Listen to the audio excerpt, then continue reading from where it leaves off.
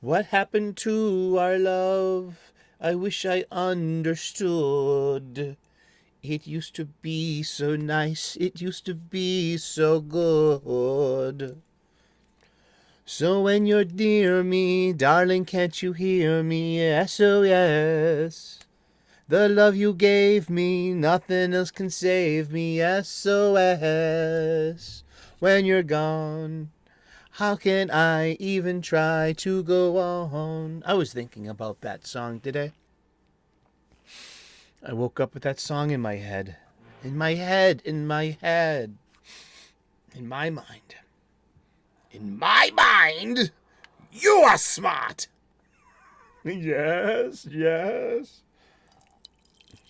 What? I grew up on late 60s British television. That's from The Prisoner. And this is a cup of coffee. And we are the Comics Coffee Table. Freeform Saturday. I declare and insist. We're going to be getting in touch with my inner talk radio DJ voice and slam some impromptu poetry about comic books. That's right. I love the poetry slam scene with Spike. It was the last episode of Angel in season 5, and I think and come on, some Buffy fans out there, you gotta get my back on this. Was the poem that Spike read at the poetry slam in L.A. in the last episode of Angel and got the rousing applause? Was that the was that Hannafred? Was was that the poem William was writing the night he was turned into a vampire, and that was Anya's friend?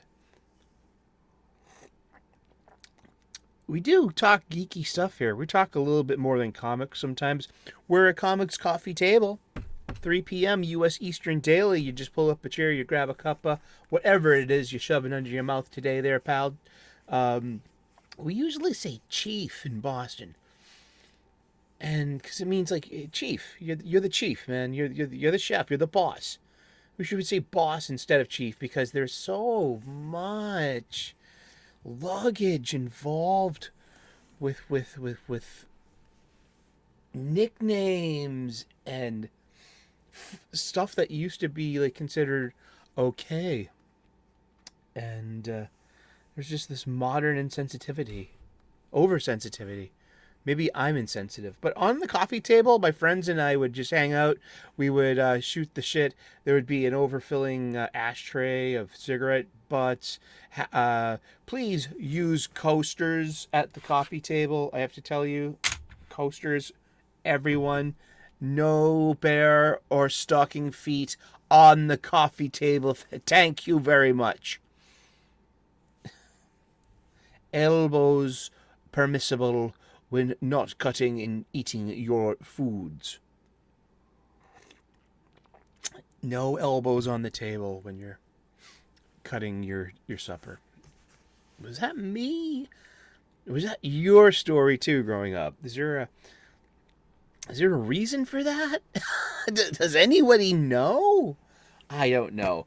On the coffee table my friends and I would be hanging out at, there would always be a stack of books. This is some good stuff. The collected works of William Shakespeare. And my friend, Raquel Briggs, science fiction tales, self-published on Amazon. I paid $20 for this handsome hardcover book of prose, of short stories that will interconnect into an overall conceptual continuity, an overstory, which is impressive. I lent it to a friend of mine at the bar, one of the other regulars I've known for over a decade now. I lent it to Courtney. Courtney was telling me she's writing a book on her experiences, a deeply personal book about this, that, and the other thing in her story. She told me she's given me the cliff notes on it, and it's gonna be a good one. But I was like, have you tried self-publishing like this? Like, it worked for Hugh Howey as well, who did Silo and Beacon 23. I mean, if you don't know, those are both been turned into Apple TV shows. You know, so yeah, Beacon 23 is coming out soon. I read them both. They were pretty good. Good fiction. On the coffee table would always be a stack of music because it was like the 90s and 2000s, and we had CD players and stacks of these would like be mobbing your, you know what I mean. Or maybe you had a 200 disc changer, and or maybe a burnt compact disc from your desktop computer with a playlist. What we call a playlist now, we used to call a burned CD, and before that it was a mixtape. There are levels of coolness, the evolution of cool.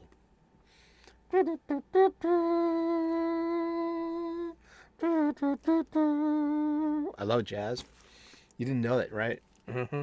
I got movies. There's always a stack of movies on the coffee table. We're hanging out, you know. Oh gosh, Sully made this. You can tell Sully made this stack. It's on nothing but sci-fi and horror movies. Of course the Martian's got a Star Wars movie in there. Who let Sully pick the movies? Aww. They used to call me that. I was a Martian. Maybe I really am. Maybe I am. There would always be a stack of video games on the coffee table.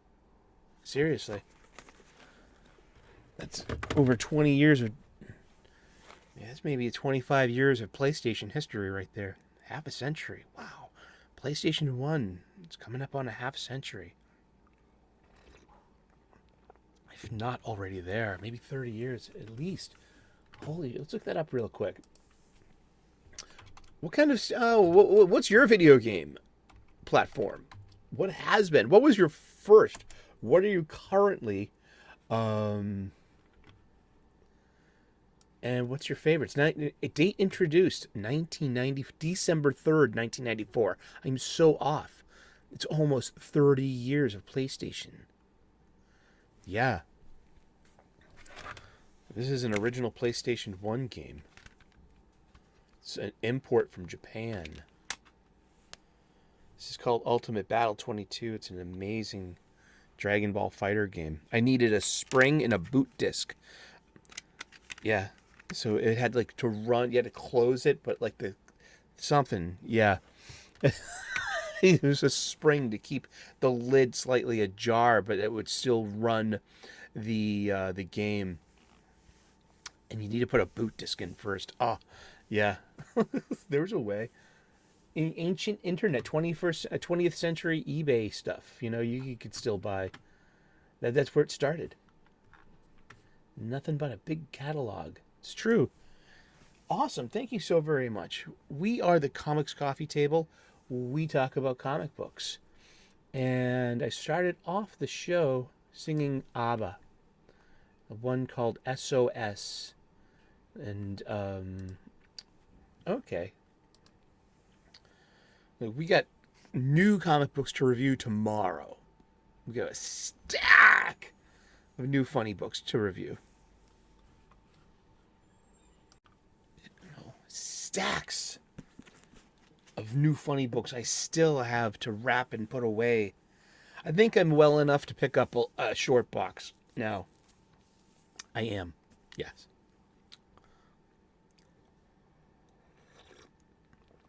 My recovery was pushed back just a slight. My doctor wrote can't lift more than 10 pounds for 6 weeks. And I have to stick to that. That's my doctor's orders. And I will abide. So I got 2 more weeks to heal. Which is actually, it works out in a way. I'm still the tiniest bit sore down there. And a little bit of a manly place on one side. I shouldn't be lifting anything. So I need to. What is that? What are you? Some kind of. Oh, I think that's for your headphones. You put your headphone through there, and so it's okay. I knew it had something to do with something. There's a hole in the pocket, a designed hole that allows for a headphone jack. But lo and behold, it doesn't fit. That's so 20th century in a way. was a wonderful attempt. But it will fit a headphone jack, but not my lightning cord. I use an iPhone, and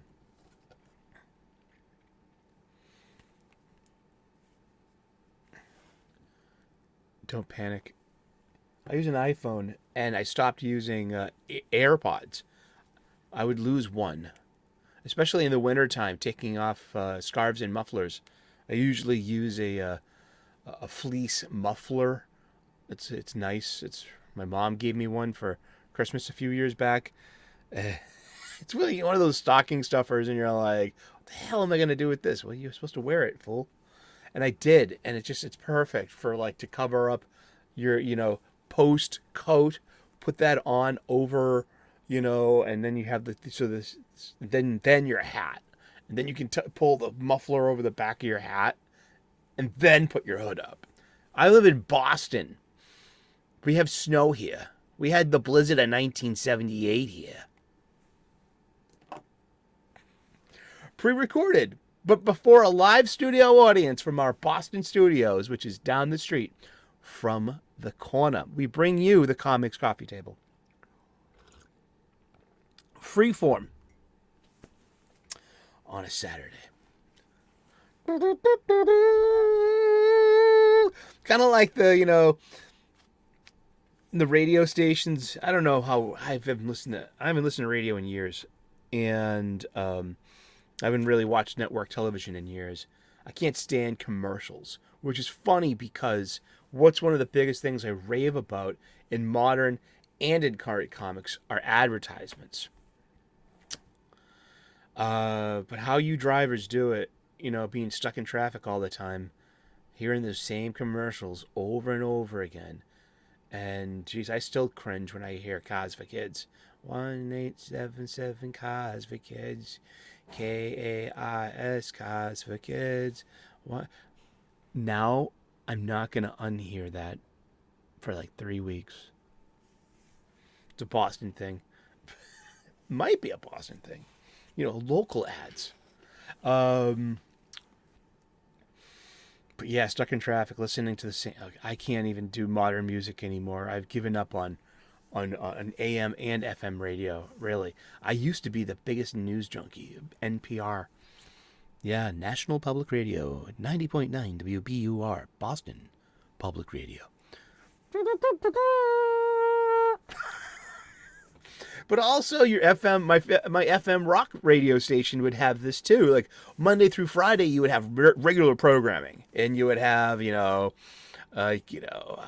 Wes and Doc in the mornings. Then you have afternoon, your mid morning with Josh, the McDizzy. Then you'd have that late lunch, one then you have another one it goes into the evening drive-in. So then you have and then you have the Warhammer MVP himself. I'm using my friends' names, other YouTubers. I could be using I just want to go use old 70s Boston ones. But I wanted to be cool, like a comic book writer, And then at 6 comes on the PMTJ, and then there's the overnight. The overnights with Lorena Creole. Yeah, I can tell. Why do I see Lorena Creole as my late night DJ? That's awesome. I should tell her that. And if you weren't mentioned in the weekly thing, don't worry. You could be on the weekend magazine shows. The weekends would always have the specialty shows. So you would have Monday through Friday programming. And different shows at different times, and then on weekends things got a bit more magazine oriented. People had different times. The big times were drive morning commute. Also people that are on there listening to the radio all day at work. Nighttime commute. We still have that here. People listen to this show on their commute, and that's a wonderful thing. Hey, Bone, what's up, man? Drive safe. Everyone else out there that's just that's listening while they're driving. A big reason why we do like a podcast format here. It's like less on visuals and a lot more on the conversation, the comic book shop style conversation that we continue to have here. I got comics, don't worry. I gotta parse this shit out, man. It ain't easy. Being, I'm pimping here. I'm taking vitamins. All right, gotta keep my strength up. Got a vitamin C drink.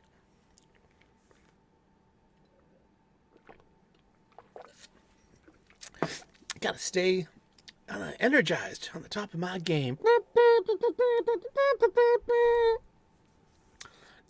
There's no day of rest. I'm kidding. Saturday, the day of rest. Or one of them, Gee, it's the weekend.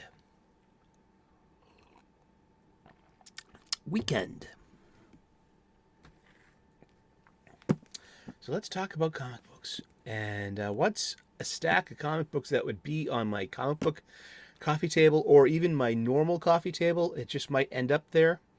And caveat, I haven't finished it yet. I'm taking this very slowly for a reason, because I love it. I'm savoring this. Heck, I got the Joss Whedon show, Firefly. I saw the movie Serenity. I liked it, and I didn't even see the show. It's funny because I'm a huge Buffy the Vampire Slayer show fan, but I didn't bite on either Dollhouse or Serenity, and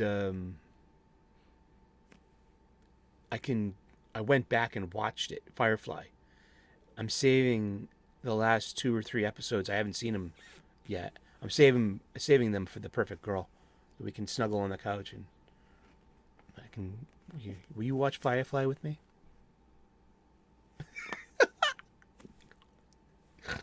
Yes, indeed. It's fun time. Books. These would be books that would be on my actual coffee table that I will actually try to get someone to read. But the days of lending books to friends is past.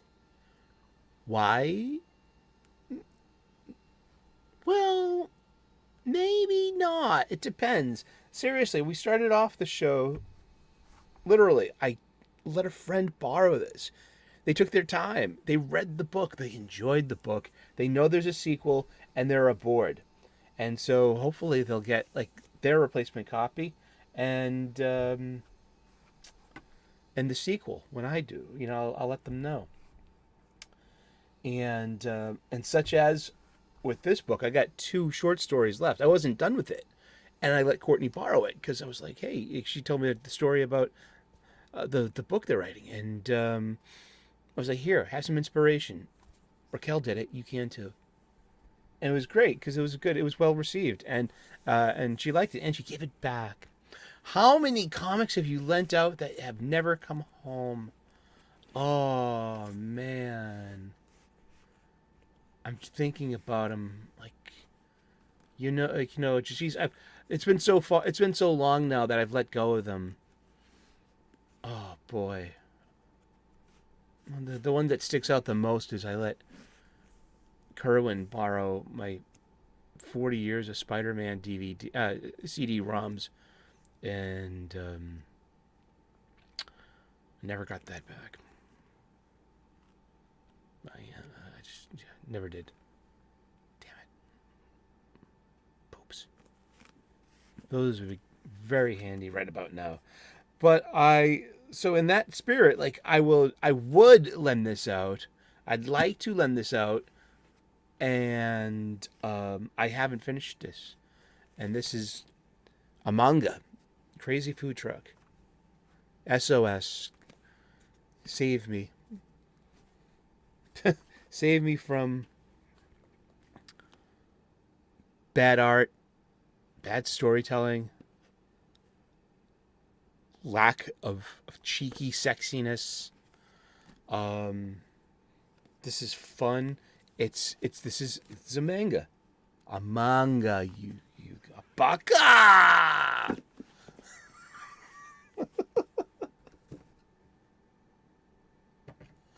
And yeah, and it's complete. It's a 3-volume, a 3-act story, and it's full of cheeky, we call it fan service. Let's look that up. So we're all on the same page. Oh, when you're near me, darling, can't you hear me? SOS. The love you gave me, nothing else can save me. SOS. When you're gone, how can I even try to go on? What is fan service?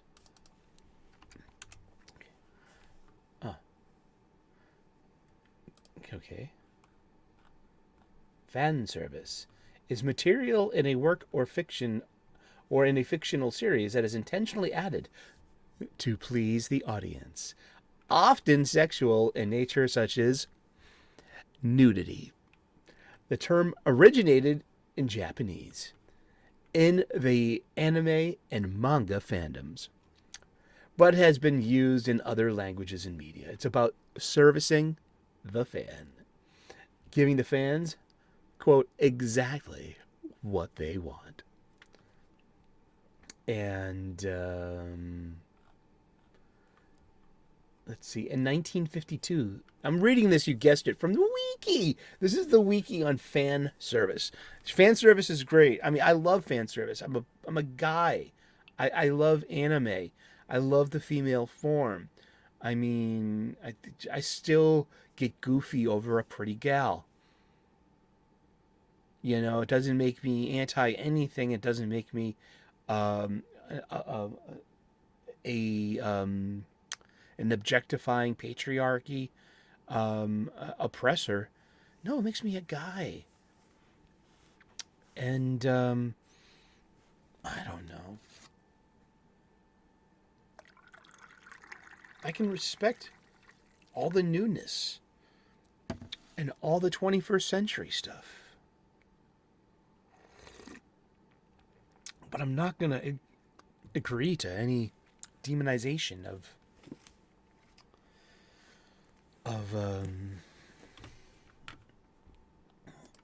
typicity. That would be crazy. Crazy Food Truck is it's set in this.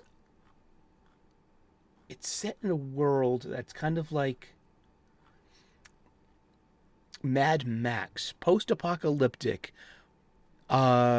scarcity, the environment's changed, nature's changed, but it drops you in medias res. In medias res means in the middle of the action. That's an old Greek convention. I learned that in AP English in high school when we did the Iliad. You know, begin this tale, now contending the two men, Agamemnon and Achilles. And Achilles' rage, so doomed and glutinous, that, like, sent many, many men to Hades and to be feasted upon by crows and wolves. Something like that. That was my creative. I wonder how close I was to that. I got the book. I can read it right here. Anger be now your song, immortal one, Achilles' wrath, doomed and ruinous. Anger be now your song, immortal one, Achilles' rage, doomed and ruinous, that caused the Achaeans loss on bitter loss, and crowded brave souls into the undergloom, leaving so many dead men. Carry on for dogs and birds. And the will of Zeus was done.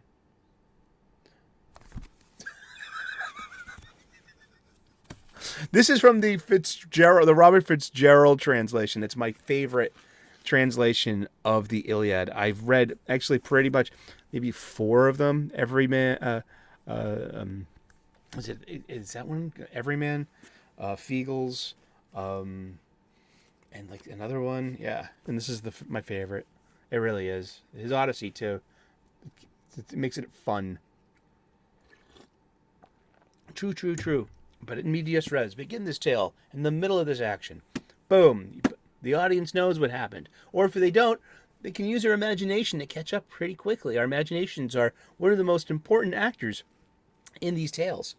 Crazy food truck. Oh, they don't even. There's no wiki.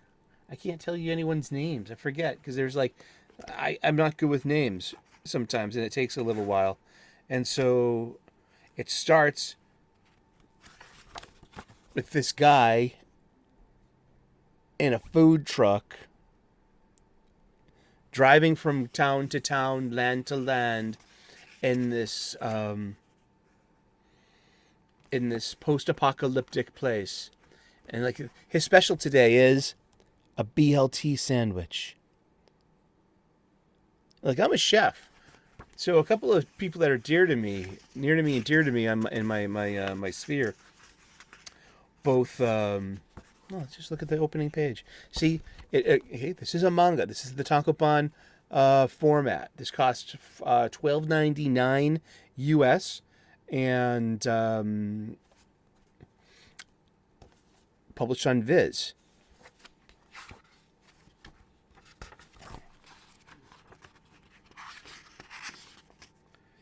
Here's the indicia and the colophon. There it is. First printing, May 2022. Crazy Food Truck, Volume 1.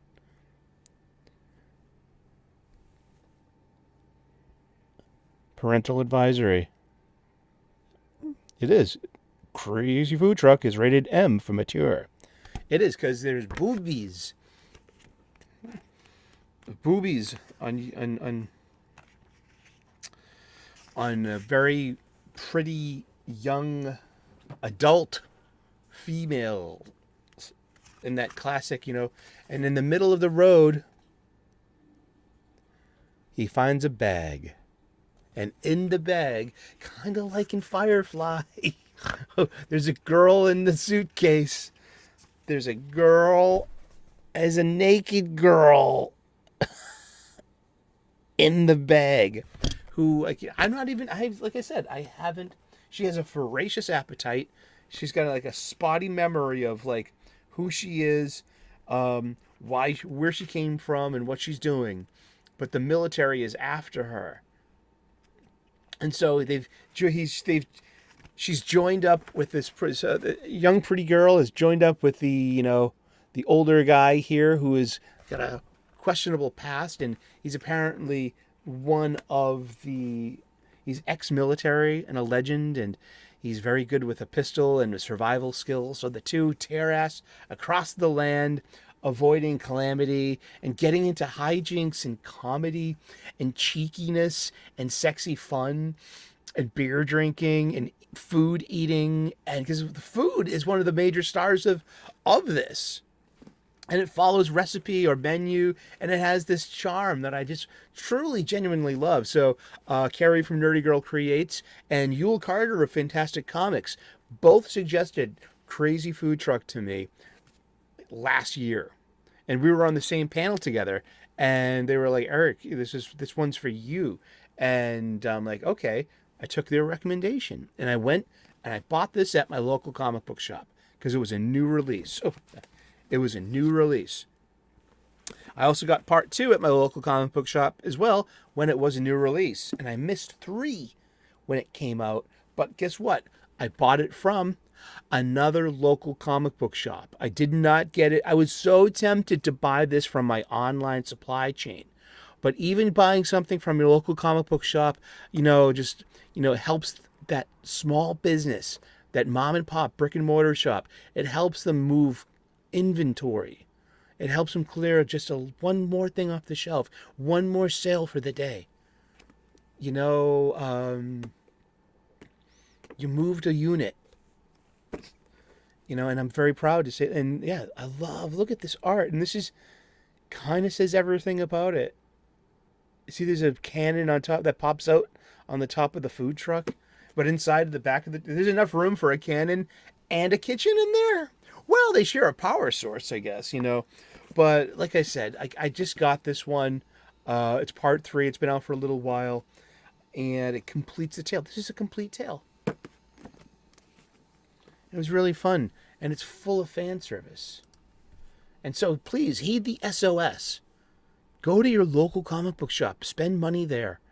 Buy stuff. You know, I need supplies. I need bags. I need boards. I need boxes. And I need to spend my money there at my local comic book shop. So they have supplies. Yes, it's at retail markup, but it helps keep the store open.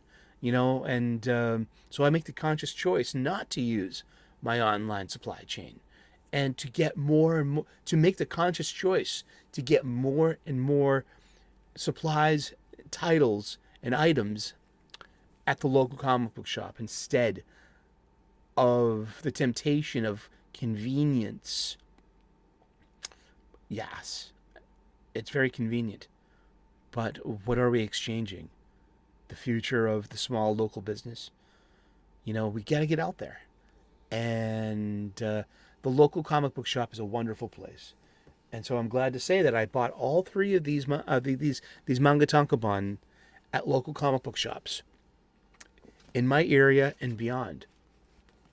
But local comic book shops, all the same. If you need a local comic book shop, you can and don't have one in your local area, there's a link in the description to Fantastic Comics of Berkeley, California. Our friend Yule Carter, you might know him from the Wes's Thinking Critical show with me when I'm on too, and that's how we met. And yeah, he sold me part 3. You know. He's a local comic book shop. If you need comics, if you need a local comic book shop, you could be your own mailbox away from having your LCS, your very own. Yeah, his deets are in the details in the description of this show. Look him up. That's between you guys. And but the history of fan service, because fan service is a wonderful thing, yes, it has to do with the male gaze. But it doesn't have to necessarily do with a gendered gaze or anything. That is just one part of it. And it's beloved, and it's cheeky, and it's fun. And it also can be used, it's anime, it's manga. It can be used very divisively, very outrageously as well. I mean, I saw I saw the cycle of the early hentai films in the late 80s and early 90s. And there is a big thing about permissions and consent, objectification, victimization. And a lot of that is evident in hentai, which is its own conversation for its own day. We got to wrap this up, but the 1952 French film, La Film Sans Voix, Manina, La Fille Sans Voix, The Girl Without Sails, was not imported into the United States until 1958, after the success of the film star Brigitte Bardot in that country. The film in the U.S., the film was renamed Manina, the Girl in the Bikini, to highlight the appeal of the star in her revealing outfit, then a matter of controversy, despite her not appearing in the first 40 minutes of the 76-minute film. Oh, Brigitte Bardot was one of those. It's a legendary film goddess. Yet that now has the luggage of modernity, male gaze, and objectification, and unfair gender roles, and well, I'll just say it was the 20th century. And Keith Russell regards the beginning of modern fan service as taking place in a permissive context when kids were just doing kid stuff, which he believes allowed authors some latitude in regards to their subject matter, beginning in the 1970s with Cutie Honey, which was like a 1973 anime, Cutie Honey. It's a shonen manga. It was done by Go Nage, who did that's why. Oh, that's why. Okay, everything's falling into place. He did the Getter Robos. It only ran for a year, but I know the anime, and it's always about kind of like her transformation that involves the temporary loss of all of her clothing, and it was cheeky, and it was just I mean, what happened to Cheeky? Well, an over seriousness happened to Cheeky. That's what happened to Cheeky. What happened to Sexy? An over seriousness has happened, but that comes and goes. It really does. You know, beginning in the 1970s with Cutie Honey, and then continuing later with other magical girl shows too. Fan service in manga became more risque. By the 1980s, full frontal nudity and shower scenes became standard in content for anime and manga fan service. And yeah, it even brings up Slave Leia in the metal bikini in Return of the Jedi. And yeah, have fun with that argument. I don't even touch that. But crazy food truck. I mean, yeah, just fun stuff. Sexy, cheeky, cute. Very good fight scenes. Very good drawings. I love the art in this. It's like it's not made for kids. Look at it's got 4 chapters. They're all about the BLT sandwich, Squid Hunter, beer, and ramen. So it's all about, and it's about food, and it's about friendship.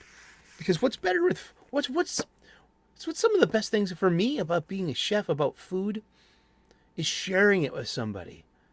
Someone that's someone, and the girl, the mystery girl, she eats him out of house and home. She has an almost inhuman appetite, and hers is the story, the mystery we figure out. His is his history is the mystery that unfolds. And it's been fun along the way. I'm gonna give it a decent reread from the top, so I can enjoy this last volume, because when it's over, it's over. There are no more, unless they make more in the future. But there's nothing wrong with having a contained story, and this is the appeal of manga, especially to kids. It's easy to identify. It's easy to know which order to read these in. It's uncomplicated. The art, it's smashing. It's got a cuteness. It's got a handsomeness. It's got something going on. So yeah, but still, if you're gonna buy manga, get it from your local comic book shop. They can order it for you as well. I know it's so much convenient to order it from your online supply chain. It's there tomorrow. Oh man. I'm kind of guilty of it too. I mean, I've been buying Dragon Ball Super from my online supply chain. Every issue, I got all 19 volumes. Issue 20 is already prepaid. I pre-buy them when they're announced, and they got mailed to me on that day that it's released. And I end up saving like 25% by pre-ordering them too. So like all that pre-ordering has definitely added up to like a couple of volumes, and yeah, I mean, like, that's interesting. Yeah, huh? Well, thank you so much. We've been talking about comic books, and we're going to talk about comic books every day for the rest of the year. Tune in to our very own Comics Coffee Table, where 3 p.m. U.S. Eastern daily, we just hang out, pull up a chair, grab a cuppa, whatever it is you're shoving under your nose today, and we spend some time together at our very own coffee table talking about comic books. Keeping hope alive? Keeping the outrage at bay? I don't know. We get our dander up, even for bald people, and that's just part of being a fan. Thank you so much for spending your break time with us today here talking about comic books. Have a great day. God bless. Namaste. Good luck. And we will see you again in those funny pages. Ciao. Bye-bye.